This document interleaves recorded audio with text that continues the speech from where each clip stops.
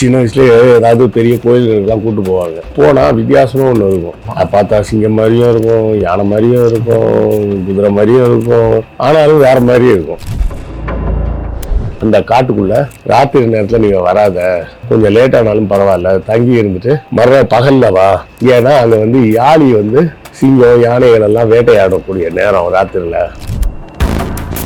பொதுவாக அந்த யாழியோட உடம்புன்னு பார்த்தோம்னா குதிரை மாதிரி தான் இருக்கும். ஆனால் கால் நகம் இதெல்லாம் பார்த்தா சிங்கம் மாதிரி இருக்கும். வாயெல்லாம் பார்த்தோம்னா பெரிய டைனோசர் கப்பல் மாதிரி இருக்கும். எல்லா யாழிக்கும் இன்வேரியபிளா வாயில ஒரு தண்டு மாதிரி ஒன்று இருக்கும். இந்த யாழி பார்த்தோம்னா ஒரு 6 வகையா சொல்லுவாங்க. யானை தலையோட ஒரு யாழி இருக்கு, சிங்க தலையோட இருக்கு, குதிரை தலையோட இருக்கு, நாய் முகத்தோட இருக்கு. மதுரை மீனாட்சி அம்மன் கோயிலில் பார்த்தீங்கன்னா அதை எப்படி செஞ்சாங்கன்னு இன்னைக்கும் ஆச்சரியமா இருக்கும். ஏன்னா அந்த யாழி இருக்கும், அது வாய்க்குள்ள ஒரு பால் இருக்கும். இன்னும் நீங்க கையை விட்டு அந்த கல்லை உருட்டலாம், வெளியே எடுக்க முடியாது. நல்ல பர்ஃபெக்ட் ஸ்பியரா இருக்கும். அக்காட் வாய்ஸ் நேயர்களுக்கு வணக்கம். நான் உங்க சுஷீந்திரன். இன்னைக்கு நம்ம கூட இருக்க ஸ்பெஷல் கெஸ்ட் வரலாற்று ஆய்வாளர் திரு கிருஷ்ணவேல் அவர்கள். வணக்கம் சார். வணக்கம். வரலாற்றுல ஏகப்பட்ட மிருகங்களை பத்தி நிறைய பேசியிருக்காங்க. நிறைய விஷயங்கள் மர்மமாகவும் இருக்குது, சில விஷயங்கள் உண்மையாகவும் இருக்கு, சில விஷயங்கள் வெறும் கட்டுக்கதையா மட்டுமே இருக்குது. யாழின்னு சொல்லிட்டு ஒரு மிருகம் சார். அந்த மிருகம் எங்க இருந்து ஆரம்பத்துல வந்துச்சு, உண்மையிலேயே அந்த மாதிரி மிருகம் இருந்துச்சா, அது எதெல்லாம் ஆட்சி செஞ்சுது, அந்த மிருகத்துக்கு இருக்க ஸ்பெஷாலிட்டி என்ன? யாழி இந்த கேள்வி எல்லாருக்குமே சின்ன வயசுலேயே வந்துடும். சின்ன வயசுலேயே ஏதாவது பெரிய கோயில்களுக்கெல்லாம் கூட்டு போவாங்க. போனால் வித்தியாசமும் ஒன்று இருக்கும். அதை பார்த்தா சிங்கம் மாதிரியும் இருக்கும், யானை மாதிரியும் இருக்கும், குதிரை மாதிரியும் இருக்கும், ஆனாலும் வேற மாதிரியும் இருக்கும். அப்போ இது என்ன மிருகம் அப்படின்னு சொல்லிட்டு சின்ன வயசுலேயே பசங்க நீங்கள் ஏதாவது பெரிய கோயில்களுக்கு கூட்டு போயிருந்தீங்கன்னா அவங்கவுங்க பெற்றோர்கிட்ட கேட்பாங்க. உடனே இங்கே என்னதுப்பா இப்படி இருக்கு அப்படின்னு. அந்த அப்பா அம்மாவுக்கும் இது என்னன்னு சொல்லி வளர்க்குறதுன்னே கன்ஃபியூஸ் ஆயிடுவாங்க. ஏன்னா அவங்களுக்கும் தெரியாது. யாழின்னு தெரியும், அந்த யாழின்னு ஒன்று இருக்கா இல்லையா அப்படின்றத பற்றியும் சொல்லவும் தெரியாது. சரி, யாழியை பற்றிய குறிப்புகள் இதெல்லாம் வந்திருக்கா, நம்ம இலக்கியங்களில் இருக்கான்னு பார்த்தோம்னா நற்றிணையில் ஒரு இடத்துலையும் பெரும்பாலாற்று படைன்னு ஒரு நூல் இருக்கு. இந்த 2 நூல்கள்லையும் இந்த மிருகத்தை பற்றிய குறிப்பு ஒரு பாடலில் வருது. ஓகே. அதாவது தலைவனை பார்த்து தலைவி சொல்கிற மாதிரி, அந்த காட்டுக்குள்ள ராத்திரி நேரத்தில் நீங்கள் வராத, கொஞ்சம் லேட் ஆனாலும் பரவாயில்ல, தங்கி இருந்துட்டு மறுற பகல்ல வா. ஏன்னா அங்கே யாழி சிங்கம் யானைகள் எல்லாம் வேட்டையாடக்கூடிய நேரம் ராத்திரில. ஓகே. அப்படின்னு ஒரு பாட்டுக்கு நடுவில் குறிப்பாக வருது. இந்த குறிப்பை வச்சுக்கிட்டே யாழி இருக்கு அப்படின்னு நம்மளால சொல்லிட முடியுமா அப்படின்னா அப்படிலாம் சொல்ல முடியாது. ஏன்னா கொல்லிவாய் பிசாசுலாம் கூட தான் பாட்டுல எல்லாம் வருது. ஸோ அதனால பாட்டில் வந்திருக்குன்றதுனாலேயே அப்படி ஒன்று இருந்தது அப்படின்னு நம்ம எடுத்துக்க முடியாது. கரெக்டா? சரி, நம்ம தமிழகத்தில் யாழி இந்த கோயிலெல்லாம் எப்போ முதல்ல காணப்படுது அப்படின்னு பார்த்தோம்னா பல்லவர்கள் காலத்துக்கு அப்புறம் கட்டப்பட்ட கோயில்களில் தான் பார்க்க முடிகிறது. அதுக்காக பல்லவர்கள் தான் யாழின்ற கான்செப்டுக்கு கொண்டு வந்தாங்களா அப்படின்னா அப்படியும் சொல்ல முடியாது. ஏன்னா அதுக்கு முன்னாடி நம்மள்கிட்ட இருந்த கோயில்கள்லாம் எப்படி இருந்ததுன்னா செங்கலால் கட்டப்பட்ட கோயில்கள் தான். செங்கலால் கட்டப்பட்ட கோயில்களில் அந்த சிற்பங்கள் செதஞ்சு போயிருக்கும். ஓகே. ஸோ ஒருவேளை அதுக்கு முன்னாடியும் இருந்திருக்கலாம், இல்லை இல்லாமலும் இருந்திருக்கலாம்.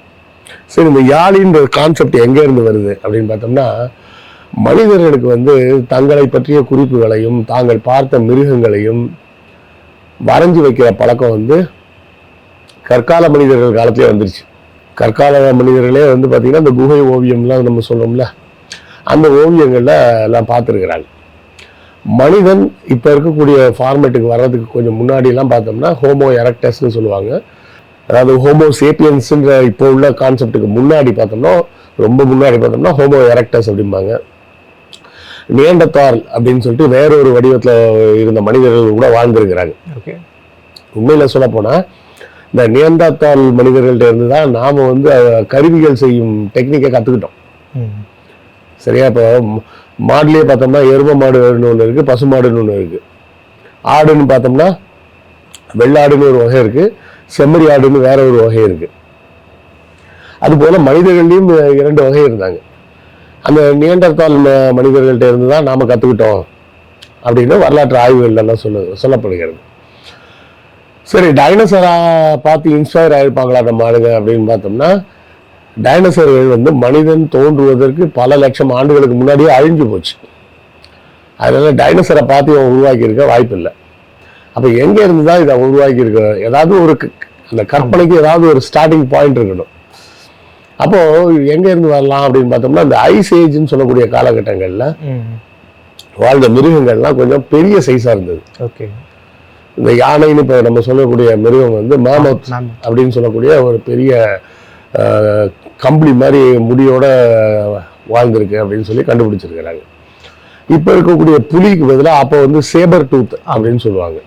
அப்படிப்பட்ட மிருகங்களும் இருந்திருக்கு. ஆனால் அந்த மிருகங்கள் வந்து இப்போ இருக்கிற மிருகத்தோட கொஞ்சம் பெருசே தவிர இந்த கற்பனையில் சொல்கிற அளவுக்கு ரொம்ப பிரம்மாண்டம்லாம் கிடையாது. அப்போ இது எதால வந்திருக்கும் அப்படின்னு பார்த்தோம்னா, மனிதர்கள் எப்போது கோயில் கட்டி கும்பிட ஆரம்பிச்சாங்களோ அதன் பிறகு கற்பனைகளில் உருவாக்கப்பட்ட ஒரு மிருகமாகத்தான் இது இருக்க வாய்ப்பு இருக்கு. ஓகே, சரியா?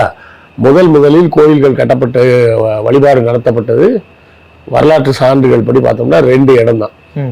ஒன்று சுமேரியா, இன்னொன்று எகிப்து.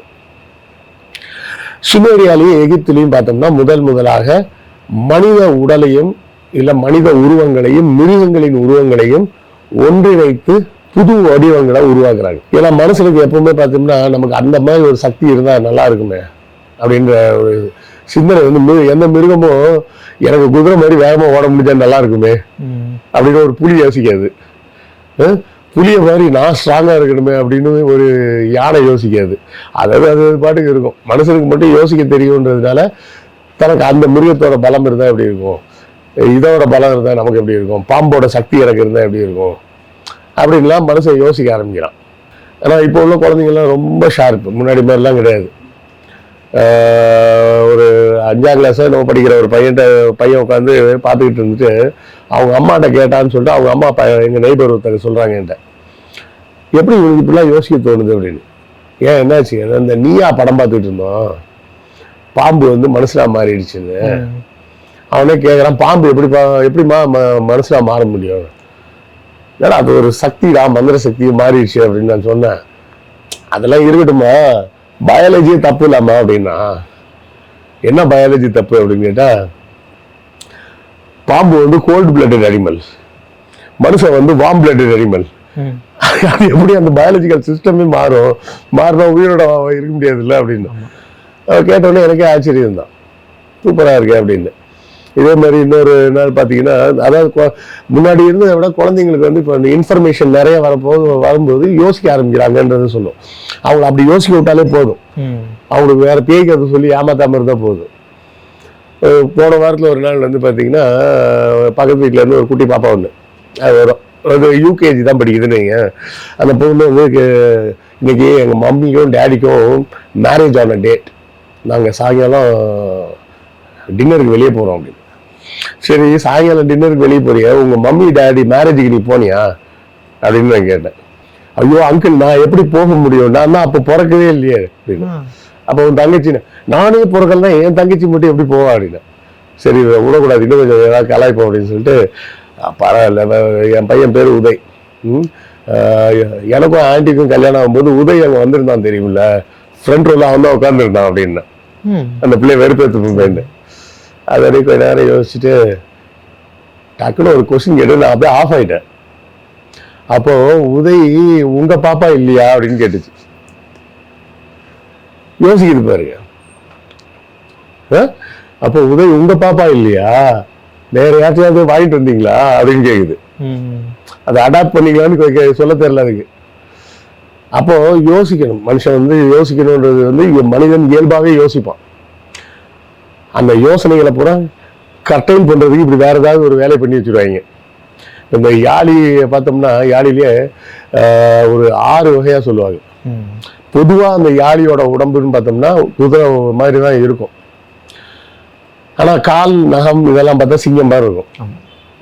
வாயெல்லாம் பார்த்தோம்னா இந்த பெரிய டைனோசர் இருக்கிற பல்லு மாதிரி இருக்கும். எல்லா யாழிக்கும் இன்வேரியபிளா வாயில வந்து ஒரு தண்டு மாதிரி ஒண்ணு இருக்கும். அது நாக்கா, இல்ல உள்ள இருந்து வெளியே வர்ற தண்டா, இல்ல வெளியே இருக்கிற தண்டை எடுத்து வாய்க்குள்ள வச்சு கடிக்குதா, இதை நம்மளால கற்பனை பண்ண முடியாது. அது எல்லாத்துலேயுமே அந்த இன்வேரியபிளாக அது இருக்குது. ஒரு சில இடங்கள்ல அந்த தண்டு இல்லாமையும் யாளிகள் இருக்குது. ஸோ அப்போ அந்த தண்டு வந்து அதோட உணவு அப்படின்னு நம்ம எடுத்துக்கலாம் வேண்டாம், எடுத்து அது சாப்பிடும்போது எடுக்கப்பட்டதுன்னு. அப்போ யானை தலையோட ஒரு யாழி இருக்கு, அதை கஜமுக யாழின்றாங்க. சிங்க தலையோட இருக்கு, சிம்ம யாழின்றாங்க. குதிரை தலையோட இருக்கு, அஸ்வ யாழின்றாங்க.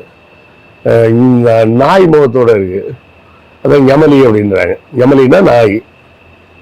அதே மாதிரி எலி, மூஷிகை யாழி இப்படின்னு ஒரு 5-6 வகையில யாழிகள்லாம் இருக்கு. ஆனால் இந்த யாழிகள்ல என்ன ரொம்ப கவர்ந்த யாழி எதுன்னு பார்த்தோம்னா மதுரையில் இருக்கக்கூடியதுதான். மதுரை மீனாட்சி அம்மன் கோயிலில் பார்த்தீங்கன்னா அதை எப்படி செஞ்சாங்கன்னே இன்னைக்கும் ஆச்சரியமா இருக்கும்.